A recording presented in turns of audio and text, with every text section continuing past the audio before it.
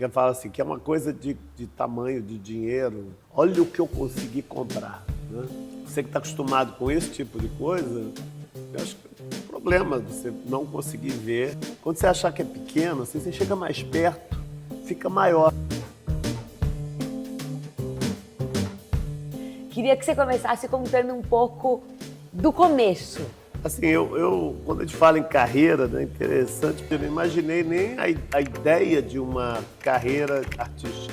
Na minha cabeça, artista plástico era gente do passado, gente barbuda, que não tinha orelha, que eu via as coisas dos museus, eram parte de um imaginário que eu só tinha acesso através de representações, através de extensões. Como eu era uma pessoa que eu tinha interesse em arte em geral, eu gostava da história da arte antiga, desde, sabe, da pré-história até, gostava muito de barroco, ainda não tinha essa coisa quantitativa, eu consumia a história das imagens.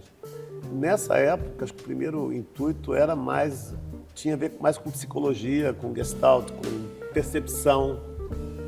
E eu acho que uma parte de mim, até hoje, trabalha como uma espécie de gramatologista, como cientista. Engraçado, quando você começa a trabalhar com cientistas, você descobre que a maneira deles é muito parecida com a sua, é empírica, requer uma quantidade muito grande de criatividade e, no fim das contas, é uma forma alternativa de você estar relacionando o que tem dentro de você, sabe? Sim. Você, a tua consciência, com o que está fora de você, o que aparece em forma de fenômeno no mundo físico. Arte não tem outra definição, uma definição mais simples do que a relação ou a evolução dessa interface entre o que está dentro de você e o que está fora de você. Né?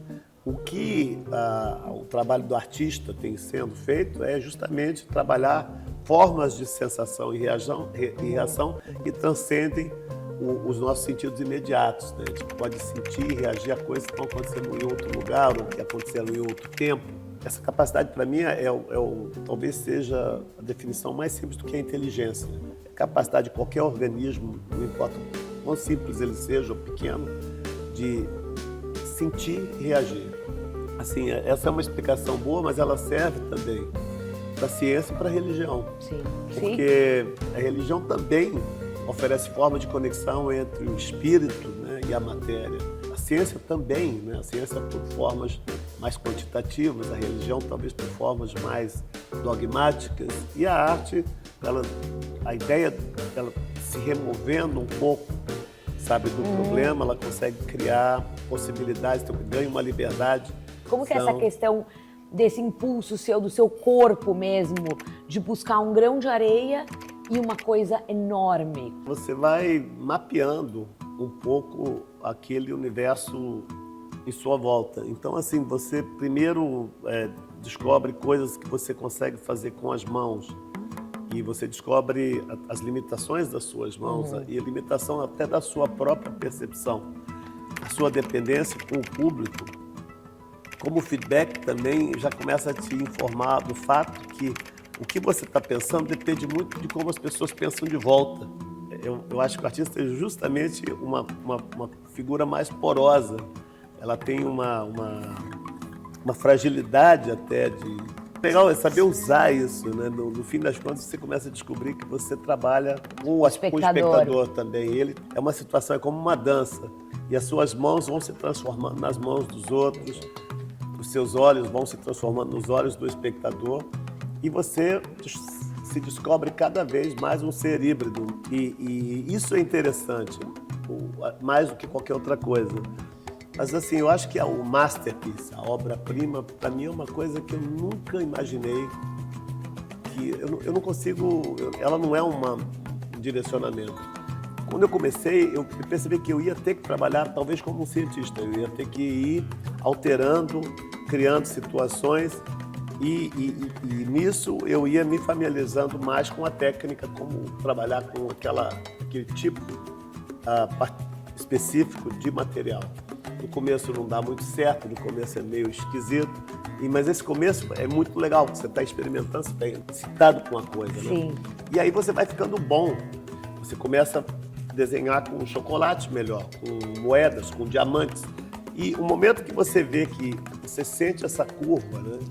Você começa a, tecnicamente, criar imagens que ela tem a possibilidade de atrair a atenção do espectador e fazê-lo pensar sobre o que é uma imagem, Sim. como eu me relaciono com uma imagem. Com essa imagem. Para mim, o São trabalho várias. é essa parábola, essa Sim. curva, né?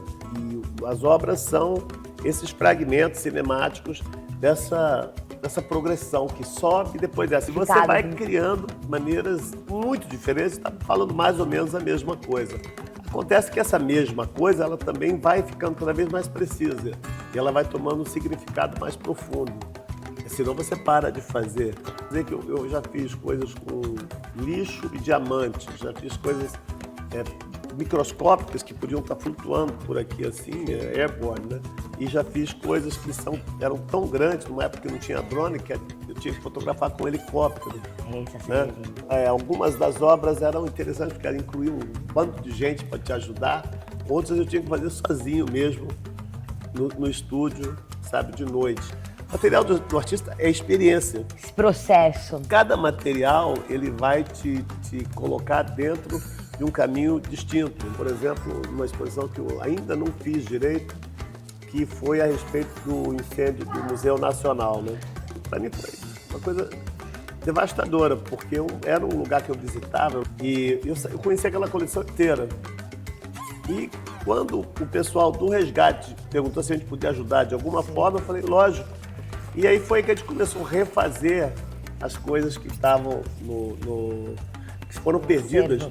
Sabe, por exemplo, o crânio da Luzia, né? Aí, mas eles tinham 3Ds, eles tinham isso muito bem documentado, né? Eu aprendi isso um pouco com o Lixo Extraordinário, que as obras elas começam muito antes do momento onde você começa a fazê-las. Né? Quando você vai lá em Gramacho, conhece as pessoas e vai tecendo. Eu não tinha ideia do que eu queria fazer, que iam ser retratos, por exemplo. E aí você conversa e aquilo te inspira a conhecê-las melhor e chamá-las para o estúdio, fazer o trabalho junto com elas e depois aquilo ser desenvolvido dentro de um documentário que a gente tem essa ideia de tempo, né? Essa ideia de duração que está muito relacionada com a nossa vida. Vi que você tem um lugar muito importante na arte brasileira e internacional. Você fala com um público que, óbvio, com um público que entende muito de arte, mas você fala também com um público muito mais abrangente. Eu falo que se você faz arte para eruditos, né, você tem que usar um monte de nomes. Sabe, quando eu era jovem, eu queria impressionar crítico, assim, então eu dava uns títulos pomposos, meio bestas para os meus trabalhos. Você quer impressionar erudito, você impressiona com o nome, né?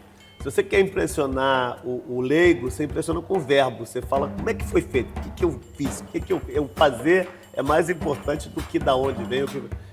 Agora, para você impressionar essas duas pessoas, você tem que ter uma gramática muito boa, você tem que ser um poeta. Eu entendi que fazer arte não era para um tipo de pessoa, você tinha que fazer arte para todo mundo, sabe? Para todo mundo. Eu fiz uma galeria, eu aluguei um box dentro da Feira de São Joaquim de Salvador, que é um lugar assim que é um lugar de enorme troca cultural, mas é uma cultura que não é a cultura dos museus, não é a cultura das galerias, é a cultura do Dedê, do acarajé, do candomblé. Mas aí você cria um espaço, dá uma limpada nele, faz igual assim, uma boutique, Prada, Balenciaga. Você pega um cubo branco e simplesmente coloca ele em outro lugar.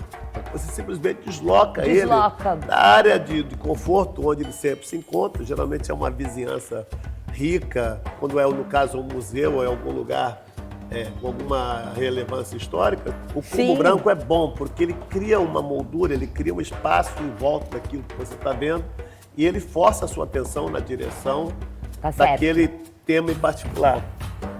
Então, quando você usa isso e coloca, por exemplo, arte de qualidade de museu, Júlio Deparque, Ernesto Neto, o Jonathan de Andrade, né? A Mariana Ponceno, agora o Zerbini está lá. Pessoal, eu lembro que no começo, por que você está fazendo isso? Eu falei, cara, porque eu acho uma experiência fascinante. Você está trazendo arte para a Feira de São Joaquim? Eu falei, não, eu não tenho como, isso aqui já está cheio de arte. Eu não vou oversaturar um ambiente que já está saturado de cultura, né? Não, eu estou fazendo isso justamente para dar uma atrapalhada, dar uma mexida, essa profusão de feiras e bienales que nós tivemos aí, assim, nos últimos 20 anos, né? Esse mundo da arte que foi criado com uma densidade extrema de acontecimentos, de material para ser visto, né? Eu acho que isso, por um lado, é importante, ele cria mais trocas, ele cria mais possibilidades, Com certeza. mas, por outro lado, também você engessa um pouco o processo de você ver alguma coisa como se você estivesse vendo aquilo pela primeira vez. E isso é que me interessa mais. Vicky, muito obrigada por estar nos Obrigado recebendo a você. aqui. É um privilégio sempre conversar com você.